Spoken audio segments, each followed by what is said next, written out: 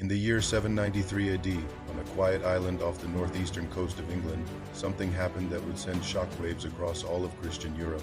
It was not a battle between kings, nor a clash of great armies. It was sudden, violent, unthinkable. A sacred place, untouched by war, became the target of something the people had never seen before. This is the story of the Viking raid on Lindisfarne, the day the Viking Age truly began. Lindisfarne, also known as Holy Island, was a place of peace. Founded in the 7th century, it was one of the most important Christian centers in the Anglo-Saxon world. Monks lived simple lives, praying, farming, and preserving knowledge. Inside its walls, manuscripts were carefully copied by hand, each page a work of devotion. Gold and jeweled relics adorned the church, not as symbols of wealth, but of faith. The monks believed they were safe here.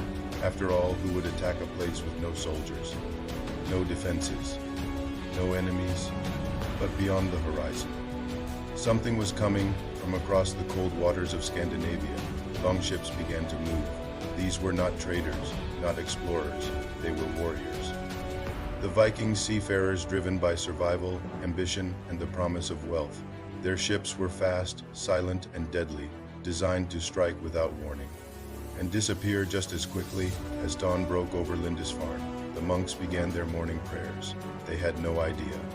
They were being watched. The first sign was not fire, nor steel. It was fear. A monk standing near the shore saw shapes emerging from the mist, long, narrow ships cutting through the waves. Before he could fully understand what he was seeing, it was already too late. The ships struck the shore. Men poured out armed with axes, swords, and shields. They moved with speed and precision. This was no random attack. It was a raid. The monks ran. Some tried to hide sacred objects. Others froze in terror. The Vikings smashed doors, looted treasures, and tore through the monastery with brutal efficiency. Gold chalices, crosses, manuscripts. Anything of value was taken. Those who resisted were killed. Others were dragged away as captives. To the Vikings, this was opportunity. To the monks, it was the end of their world. By midday, Lindisfarne was no longer a sanctuary. It was a ruin. Buildings burned. Smoke filled the air. Bodies lay scattered across the grounds. For the people of Northumberland, this was more than an attack. It was a sign. Many believed it was divine punishment. A warning from God. How else could such a holy place fall so easily? But the Vikings did not stay. They never did, as quickly as they came. They were gone. Their ships vanished into the sea, carrying gold, captives, and stories of success. Behind them, silence. The survivors wandered through ashes and broken stone. News of the raid spread rapidly across Europe. Fear followed if Lindisfarne could fall. Nowhere was safe.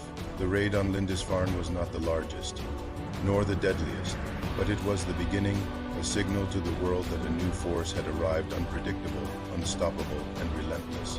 Historians would later mark this moment as the dawn of the Viking Age, a time of exploration, conquest, and conflict that would reshape Europe forever.